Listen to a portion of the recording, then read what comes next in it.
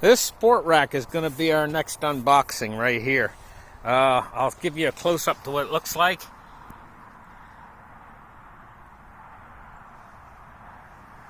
And it's going to go on the back of my camper. I got to put it together, so that's going to be my next unboxing. Now, if we come down this way, now here's where I'm going to build the camper right here. It's a nice level spot. But what I got is, I got all these trees on this side right here. And some of them are coming right up and almost touching the side of the camper. Now, I'm going to need enough space on both sides of this camper to, you can see these trees in here. They're tangly looking mess of trees. And I need enough room in here to be able to work. And so I'm going to be cutting these trees on this side of the camper. That's my next job today. Boy, the vehicles are loud. That's my next job today, as I'm going to come out and cut these trees right here so that I can get in here and work on this side of the camper. So we'll catch up with you and then when I get them cut. I want you guys to notice on the first limbs that I cut down, I want you guys to see what's on here. Look.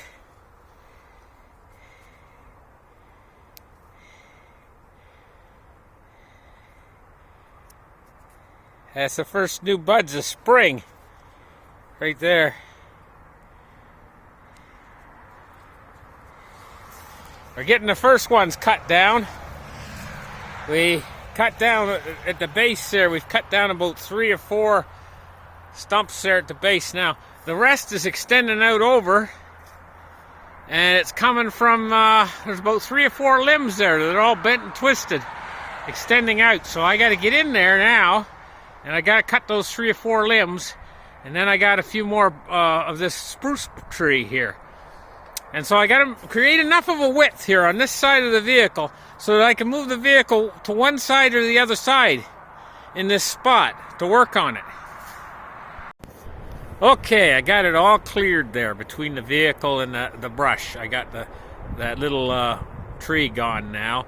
And, you know, this is the only spot in my whole... I got 9 acres here. And this is the only spot that's level in the whole property. Right here where the vehicle's sitting. All the rest is sloping. The whole property has got a slight gradual slope to it.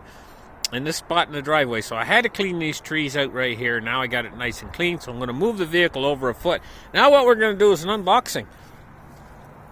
This right here. The Roby angle grinder. Okay, is what we're going to unbox. So, what we're going to use this tool for is for cutting the... We're going to cut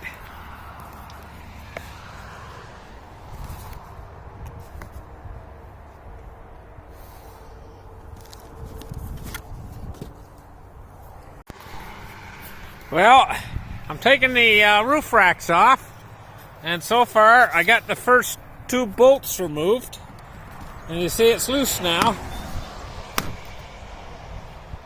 See? I got the first 2 bolts, so we're going to continue to work on this. As you can see, I got enough room in there now to get my step ladder in. So this is working good, and I got the first 2 bolts removed on the roof rack. Now, looking at this roof, do you see these lines here on the roof? There's 4 of them.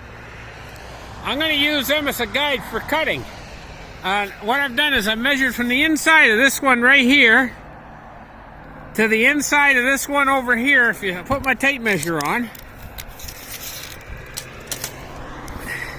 you can see from the inside of that one to the inside of this one is 21.5 inches. That's perfect width. Actually, it's exactly 21.5 inches. I'm going to use those as guides for my cutting. So I'm going to cut where I'm going to cut is right in the crease right here. That's where I'm going to cut. And so it's going to be, the opening is going to be 21.5 inches wide, determined by the roof.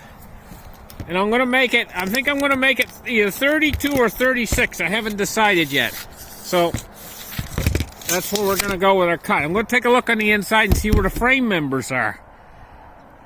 Now I'll show you how I can check where the frame members are next. Now we've got the roof racks removed on both sides. Take you over and take a look what we got going now. All the roof racks are off.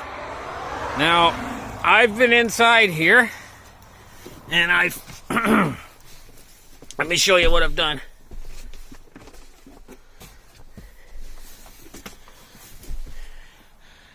I've cut away the area of the ceiling. Now, there's one light in here that I removed. It was right up here. Removed it. Got it dangling. Now those lights, I'll tell you about those lights. Those lights are nothing more than battery drainers. In fact, I burnt my finger a little bit on the bulb taking it out. They consume about, I don't know, maybe 30, 40 watts. You can get a new equivalency that'll put just as much light. It'll only take 1 watt. Battery drainers, what they are. Okay, so now we got a structural member right here. This is a frame structural member. Now you see how it's glued in tight to the roof? You get in close, you can see the glue binding it to the roof. That's a structural member of the roof. And we go along here. This is the outer roof right here. That's the outer roof. Outside, that's air. And we come along here, we got another structural member. Okay? So we got a structural member there. We got a structural member here. And we come up here, we got one more structural member. Now, in order to cut a hole, I got to go through those structural members. Now, I'm not going to go through this structural member. I'm going to leave it. Because it weakened the integrity of the roof too much. And then we got this other structural member here. I'm not going to cut that either. Because that'll weaken the roof too much. There's one right here. It's on this post. I can afford to cut it, but I'm going to have to put in reinforcement after I cut to make up for this structural member that I do cut. So I'm going to cut one structural member. And to make up for it, I'm going to add reinforcement. And you have to understand that the box that I'm putting on the roof is going to offer a certain amount of reinforcement as well. So between the two, I'm going to put in some steel reinforcement along with the box up on the roof. The two together, I should have enough strength to be able to cut through this one structural member, and that'll give me enough room. Now, if we take the tape measure here, where's my tape measure? I had it here. Must be, is it hiding behind something? Where is that tape measure gone?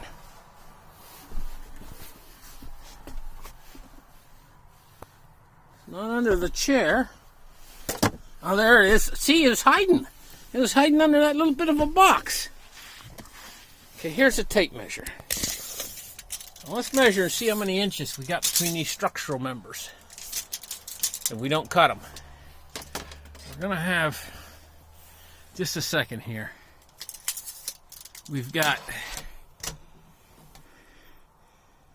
18 inches between that one right there, and then this one here is 5 inches wide, 18 plus 5, so we got 18 here, and then we got 5 more there, and then we've got 11. So 18, let's see, 18, 5 plus 11. 18, 19, 20, 21, 23 plus 11 be 33. That's 34 inches. I'm figuring right. Let me just grab that and measure that real quick. Actually, it's 32. We got a full 32 inches between those structural members. So this way, from here to here, we got 32 inches. And now I'm going to make the cut right on this seam right here to this other seam. Right up, where's the other seam? I might have to cut a little bit more to get to that seam. Why I cut this roofing away is because when I start cutting up there, with the, I'll show you what I'm going to cut with. I got this. This is what we're going to cut with. Diablo metal cutoff diamond blade.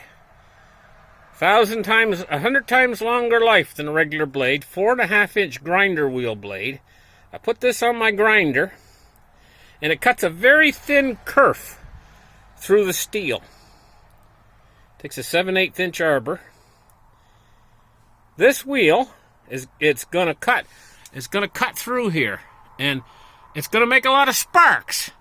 But you have to understand about these sparks. These sparks are very small, and there's not much heat contained in each spark. But just to be on the safe side, I wanted to cut this headliner away so that I can look inside and I can see if there's any fire going on when I'm cutting it. When I'm cutting this roof away, right?